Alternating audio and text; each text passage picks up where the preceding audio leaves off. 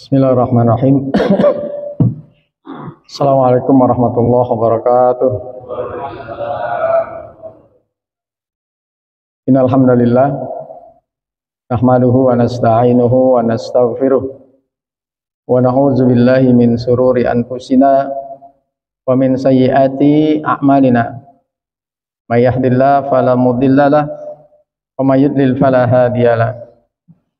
Asyhadu an la ilaha illallah wahdahu la syarikalah wa asyhadu anna Muhammadan abduhu wa rasuluh la nabiyya ba'da. Allahumma shalli wa sallim wa barik ala sayyidina Muhammadin wa ala alihi wa ashabihi ajma'in. Amma ba'du fa ya ibadallah usikum wa nafsi bi taqwallah wa qad fazal muttaqun. Masyiral hadirin jamaah salat subuh Masjid Nurul Mukminin yang dimuliakan Allah Subhanahu wa taala. Alhamdulillah, puji syukur kepada Allah Subhanahu wa taala yang pada pagi hari ini masih memberikan kita nikmat yang amat besar, yaitu nikmat iman, nikmat sehat. Dengan dua nikmat itu kita bisa berada di tempat ini. Salawat dan juga salam pada Nabi besar Muhammad sallallahu alaihi wasallam, Nabi akhir zaman yang tidak ada lagi nabi setelah beliau. Hadirin yang dimuliakan Allah Subhanahu wa taala, pada kesempatan pagi hari ini kita mencoba beberapa hadis tentang kita ini keutamaan sholat sunnah di rumah. Jadi sholat sunnah itu lebih utama di rumah. Tapi nanti kita lihat sholat sunnah apa aja. Nanti kita lihat. Namun sebelumnya saya bacakan hadis Rasulullah SAW fungsi sholat sunnah. Fungsinya tuh, apa fungsinya? Ini dari hadis Rasulullah SAW. Apa kata Rasulullah? Inna awwala ma yuhasabu bihil abdu yaumal qiyamah min amalihi as-shalah. Jadi yang pertama yang akan diperhitungkan atau dihisab amal manusia di hari kiamat itu sholat. Jadi yang pertama ditanya itu di akhirat nanti sholat kita, bukan zakat kita, bukan haji kita. Yang ditanya sholat dulu. Fa in saluhat faqad aflaha wa anjaha. Kalau sholatnya bagus, rukunnya, tomakninanya, imannya bagus, itu orang, kata Nabi SAW, itu orang yang beruntung dan selamat. Kenapa sholat dulu? Sholat ibarat kepala. Kalau amal-amal yang lain diibaratkan seperti anggota tubuh yang lain. Orang kalau nggak ada kepala hidup nggak? Nggak ada kepalanya, hidup nggak? Mati. Tapi kalau orang nggak ada tangannya, buntung, hidup nggak? Hidup. Makanya yang pertama ditanya tuh sholat. Makanya kita perbaiki, kita benerin sholat kita. Makanya ketika Allah Subhanahu wa taala bertanya nanti di akhirat, masalah kaukum pisakor, apa yang membuatmu ini masuk neraka? Sakor. Lam naku minal musholin, saya tidak sholat waktu di dunia. Jadi sholat ini utama. Sholat ini ketika kita rajin sholat, biasanya amal-amal yang baik itu ngikut yang lain. Dengan apa? Dengan sholat kita. Makanya kalau mau amal baik, amal kita baik, jangan pernah tinggalkan sholat. Apalagi dengan sengaja. Dosanya sangat besar. Malas sholat. Kalau masih mengatakan malas sholat, itu kita belum jatuh kepada kekafiran, kata Imam As-Syafi'i. Tapi kalau kita sudah meniadakan sholat, apaan sih sholat itu? Sholat nggak ada. Udah kafir dah. Kalau kita dengar itu, dan dia menyatakannya di depan umum, artinya setiap orang kalau disuruh sholat dia begitu ngomongnya, ketika dia mati jangan disolatin, karena dia sudah ingkar, udah kufur dari agama. Tapi kalau masih males, aduh gue lagi males banget nih, ya sholat subuh paling berat kan, males banget. Itu kalau masih males, belum hilang, belum lepas dari kekufuran.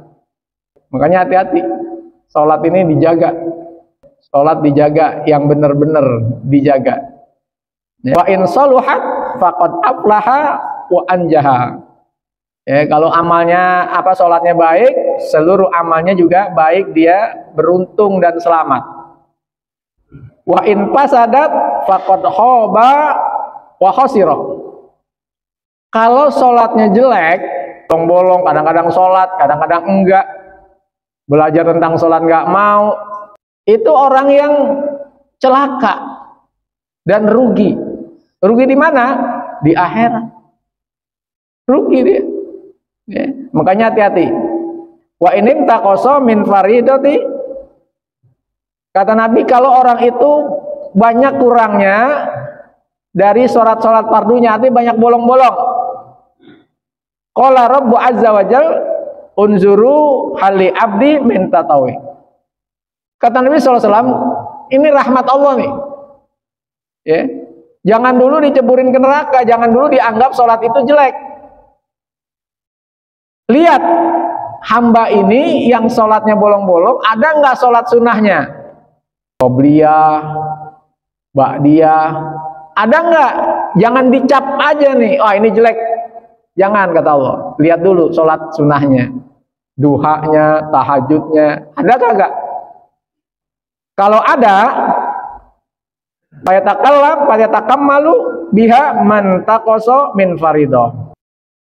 Jadi disuruh, kata Nabi SAW, disuruh orang ini, malaikat ini menyempurnakan, menambal bolong-bolong dari sholat tadi dengan sholat sunnahnya. Itulah fungsi sholat sunnah. Jadi buat nambel. Jadi sholat sunnah ini buat nambel. Nambel apa? Nambel sholat yang tadi yang wajib, yang sedang diperiksa, banyak bolong-bolongnya. Sumayakuru sairul amali kalala kadzalik.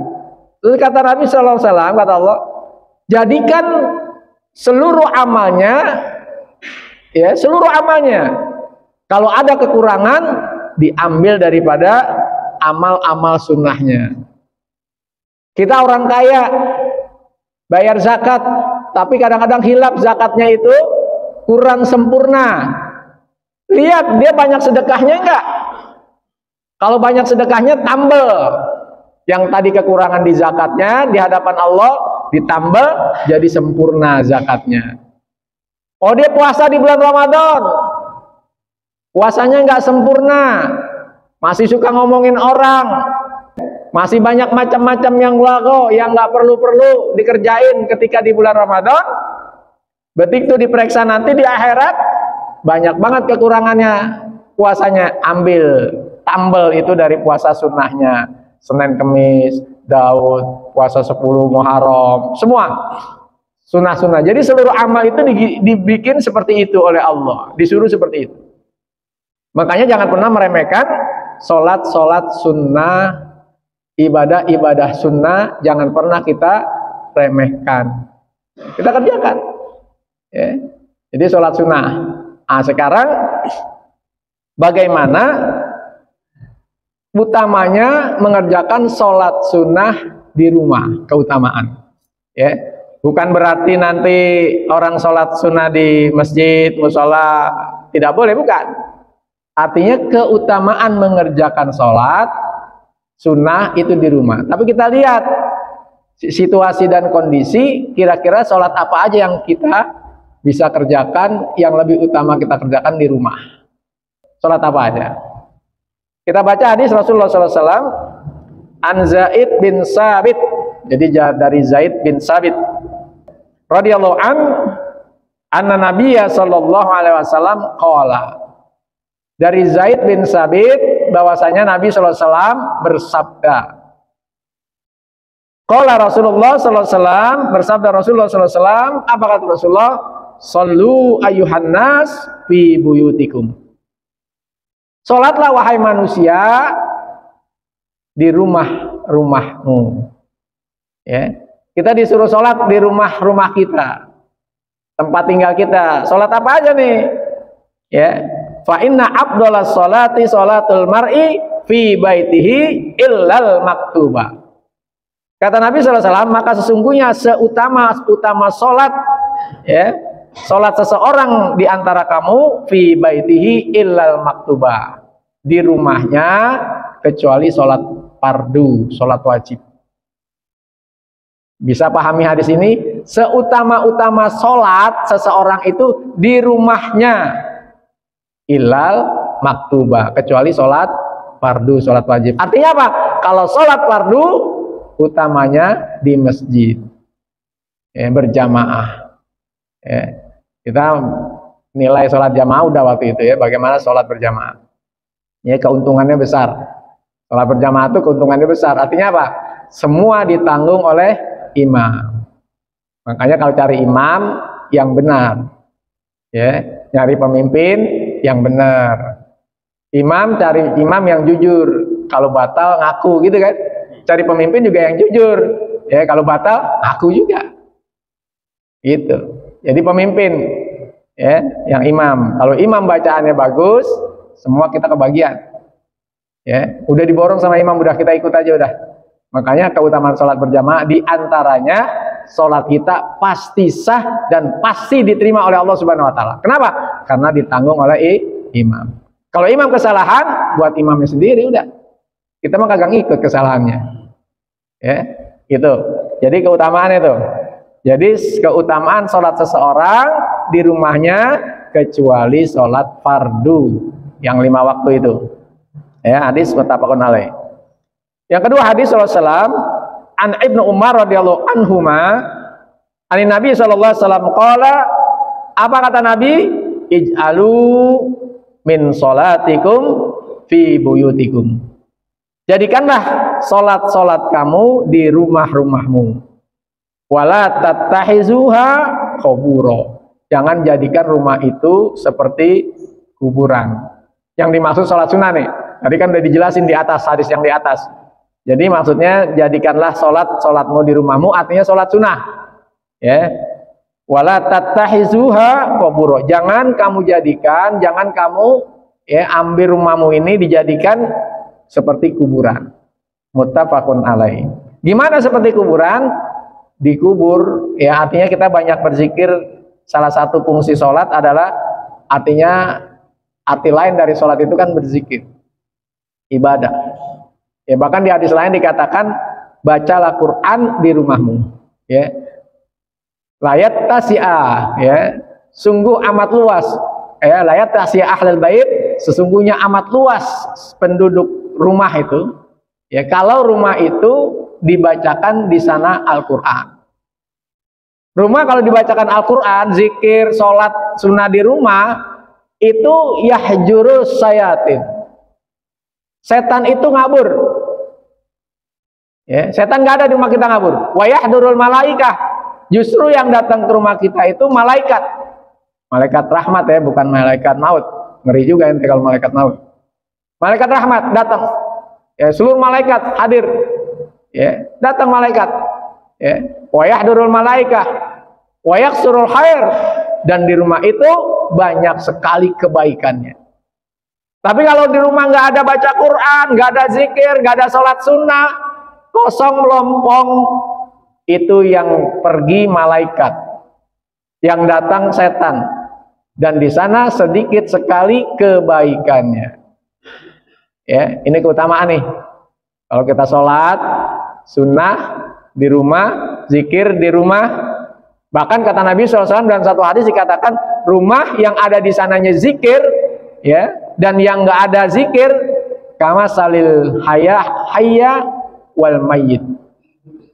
Jadi rumah kalau tidak ada zikir di sananya, ya, tidak ada baca Quran, ya, itu seperti ibaratnya kata Nabi kama salil hayy wal mayyit, seperti orang yang hidup dan orang yang mati. Ya, sama. Ya, rumah nggak dibacain Quran, rumah nggak ada sholat, rumah nggak ada zikir, ya, ini seperti kuburan. Jadi jangan salah paham ini, jangan salah paham kita bilang ada orang salah paham wala tattahizuhu qubur, jangan rumah itu jadiin kubur. Kubur kan nggak ada baca Quran tuh, lihat. Berarti orang baca Quran bid'ah dong di kubur, gitu kan? Kadang-kadang orang ngartiin begitu hadis. Jadi yang dimaksud ini penghuni. Rumah nggak dibacakan Al-Quran seperti kubur. Artinya penghuni rumah kalau dia nggak baca Quran, rumah itu seperti kuburan. Di kuburan ada apa? Ada jenazah, ada mayit. Mayit baca Quran nggak? Enggak. Mayit zikir nggak? Enggak. Jadi kalau kamu rumahmu tidak kau bacakan Quran, sama dengan mayit kamu itu. Begitu maksudnya. Bukan nggak boleh baca Quran, nggak boleh zikir di kubur. Ada sebuah hadis, saya lupa di kitab apa, saya pernah baca, seorang yang kemalaman, pulang jauh kemalaman, dia tidur, dia gelar tikar, dipikir ada tanah munjung itu enak nih. Kalau dulu kan kuburnya bukan makam khusus satu-satu, mamanya ada meninggal di rumahnya taruh, dia nggak tahu di kebun, digelar aja tikar. Sejak di istilah kita sejadah sekarang digelar, ditidur. Sebelum tidur, orang ini membaca surat Al-Mulk. Tabarakalladzi biyadihil mulku wa huwa ala kulli syai'in qadir. Allazi khalaqal mauta wal hayata liyabluwakum ayyukum ahsanu amala, sampai habis. Tidur lelap.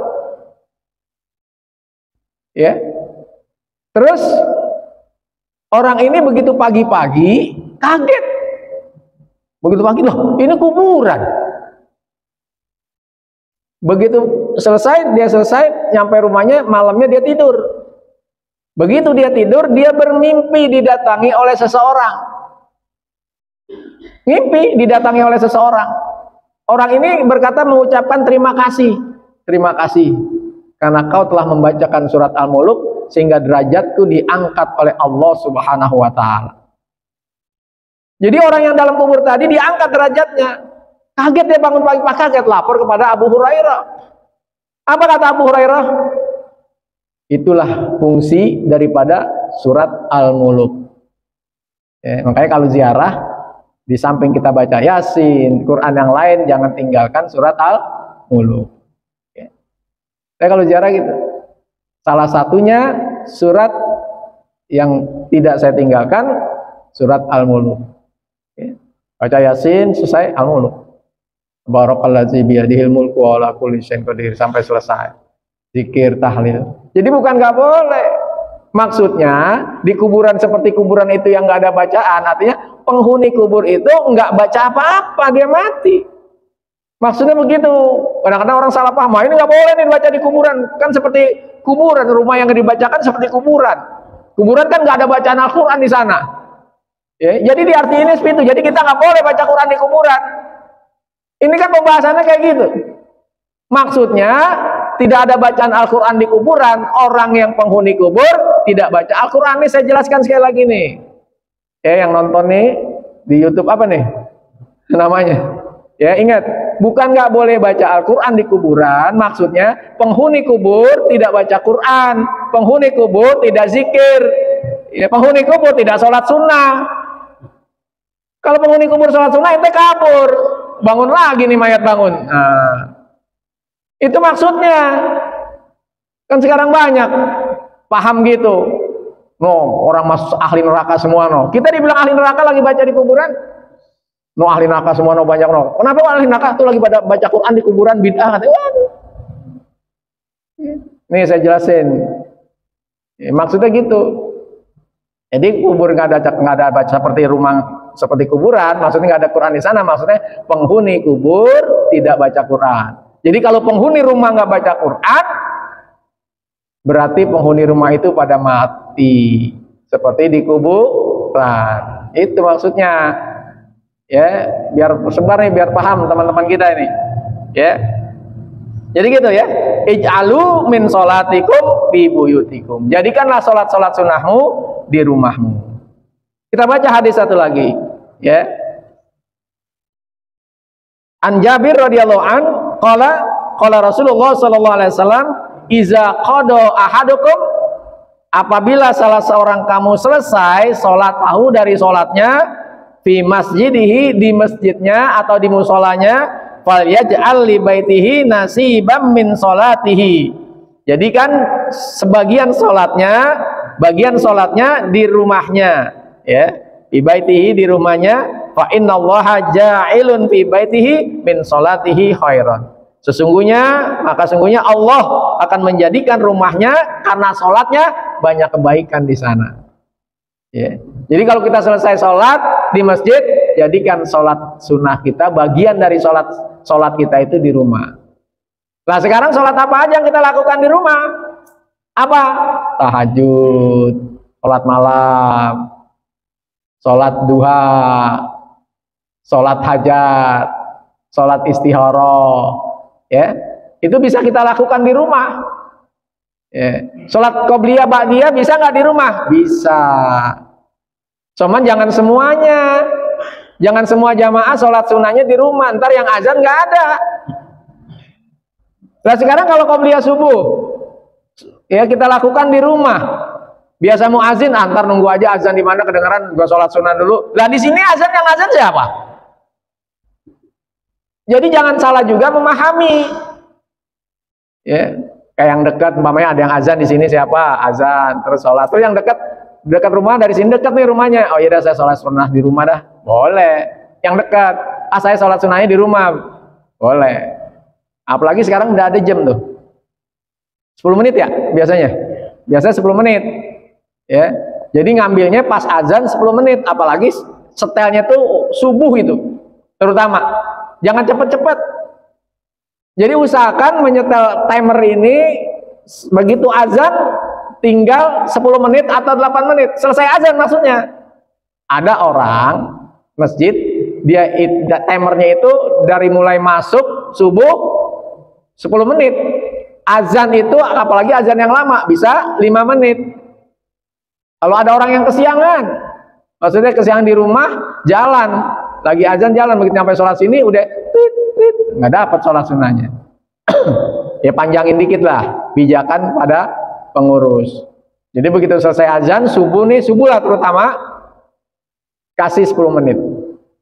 Pertama dia bisa sholat tahiyatul masjid, kedua dia bisa sholat qobliyah subuh.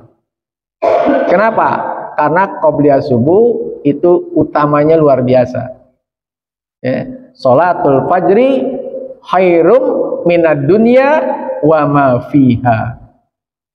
Sholat sunnah 2 rakaat sebelum subuh itu lebih baik di sisi Allah daripada dunia dan isinya. Luar biasa. Konglomerat kita kapan? Di sisi Allah. Lah semua kita punya, tambang emas kita punya, ya, batu bara kita punya, ya, orang dunia dan isinya, lautan kita punya, daratan kita punya. Kapan? Di sisi Allah. Nanti, ya, jangan sekarang. Begitu sholat sunnah dunia dan isinya, ini punya gue nih, gitu. Allah, ya, luar biasa. Luar biasa sholat sunnah sebelum subuh. Kalau sholat sunnahnya aja luar biasa, apalagi sholat subuhnya. Makanya kalau orang jangan sampai tinggalin sholat subuh, jangan sampai kita tinggalin. Ya, berjamaah itu luar biasa.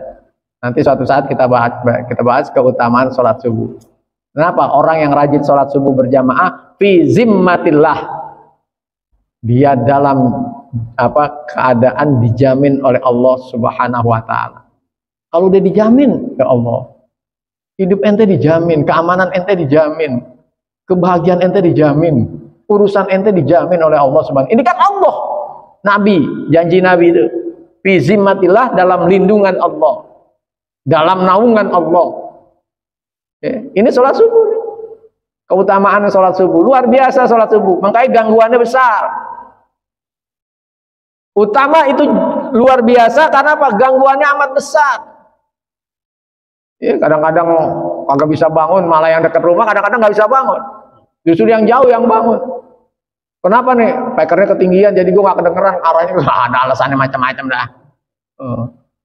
Alasannya ini apalagi speaker ini pahala banget ini, Nurul Mukminin, kedengeran kemana-mana, orang jadi tahu, wah ini udah waktunya sholat, wah ini udah waktunya dikit lagi sholat. Kalau subuh ada itu ya, tahrim sebelumnya. Jadi aneh tuh kalau ngelihat ini, aneh misalnya sholat di rumah, terus kalau udah denger suara ini, aneh baru jalan ke masjid, sampai masjid tuh pas banget, ya. Tidak bisa sholat sunnah, dorong tahiyatul masjid, jadi denger, jadi buat patokan, pahalanya besar itu, ya. Jadi jangan direbutin masalah yang nggak suka. Yang nggak suka mah orang banyak aja, yang nggak suka ada aja. Banyak yang nggak suka ada aja. Kalau orang nggak suka, jadi jangan ikutin orang. Kita punya prinsip, kita ini akan melakukan kebaikan.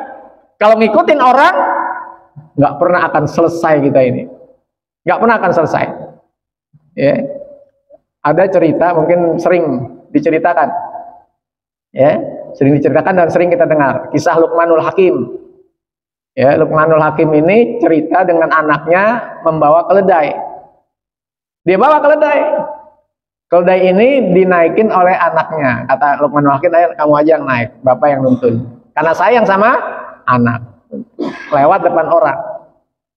Begitu lewat depan orang, apa kata Luqmanul Hakim? Kata orang, ini bapak nggak tahu diri. Ya, ini anak nggak tahu diri. Bapaknya disuruh jalan, dianya naik keledai. Dengeran di tengah jalan, nak, bapak aja yang naik, kamu yang nuntun. Akhirnya bapaknya naik, anaknya yang nuntun. Ketemu lagi orang. Apa kata orang? Ini bapak kebangetan, anak disuruh nuntun, dia tua bangka naik keledai. Kedengeran lagi kupingnya. Akhirnya tengah jalan dia bilang, nak, kalau gitu kita nggak usah naik dah, kita tuntun aja nih keledai. Dituntun tuh keledai. Begitu dituntun berdua, kagak dinaikin. Ketemu lagi orang di jalan. Kata orang di jalan, bodoh amat orang bapak ini sama anak. Kendaraan buat naik kagak dinaikin. Kedengaran lagi, kan gak selesai-selesai. Kalau kita ngikutin manusia, gak selesai-selesai. Prinsip Al-Quran dan As-Sunnah, jalankan. Tapi kebijaksanaan juga harus kita punya kebijakan. Ya. Jadi itu ya, keutamaan sholat sunnah di rumah membawakan rumah kita ini jauh dari setan, hadirnya malaikat-malaikat rahmat, dan di sana penuh kebaikan. Terakhir hadis ini perkataan Umar radhiyallahu an. Ya, apa kata Umar? Sholatul mar'i fi baitihi nurun panawwiru buyutakum. Sholatnya seseorang di rumah itu merupakan cahaya. Ya. Jadi sholat di rumah, kata Umar bin Khattab, merupakan cahaya. Fanawwir buyutakum, maka jadikan sholat rumahmu ini bercahaya dengan sholatmu di rumah. Ya. Fanawwiru, maka sinarilah buyutakum, rumahmu. Dengan apa? Dengan sholat, dengan baca zikir, dengan Al-Quran baca, ya. Jadi itu mudah-mudahan rumah kita, kalau kita jadikan sholat sunnah, ya, di rumah. Terus kalau sholat Jumat itu hadisnya, kita sholat setelah sholat Jumat kita disuruh sholat 4 rakaat, yang 2 di masjid, yang 2 lagi di rumah. Ya, sholat sunnahnya setelah sholat Jumat kita sholatkan ba'diyah Jumat ada. Itu 4 rakaat. 2 laksanakan di masjid, 2 laksanakan di rumah. Ya. Jadi boleh ya. Jadi lihat apa nih yang bisa dilakukan di rumah sholat tahajud. Kenapa? Menghilangkan riya. Duha di rumah menghilangkan riya. Kalau qobliyah dan ba'diyah kita kan udah biasa, semua orang qobliyah ba'diyah. Itu jauh daripada sikap riya. Ya, ini memang dikhawatirkan seperti itu. Makanya Nabi mewanti-wanti. Makanya kalau bisa, kalau sholat tahajud di rumah, kalau enakan di masjid adem, ada AC-nya, ya nggak apa-apa. Artinya keutamaan. Boleh kita sholat di masjid, boleh kita sholat di musola tahajud duha, ya boleh. Ya. Jadi itu Bapak dan hadirin sekalian, jamaah Nur Masjid Nurul Mukminin yang dimuliakan Allah, mudah-mudahan ya tentang sholat sunnah keutamaan di rumah mudah-mudahan kita bisa laksanakan. Itu saja, mari Bapak sekalian, mudah-mudahan kita semua selalu diberikan keberkahan, diberikan dilindungi oleh Allah Subhanahu wa taala karena berkat sholat subuh kita berjamaah. Mudah-mudahan insyaallah mudah-mudahan lebih baik ke depannya. Itu saja, mudah-mudahan banyak manfaatnya. Billahi taufiq wal hidayah. Assalamualaikum warahmatullahi wabarakatuh.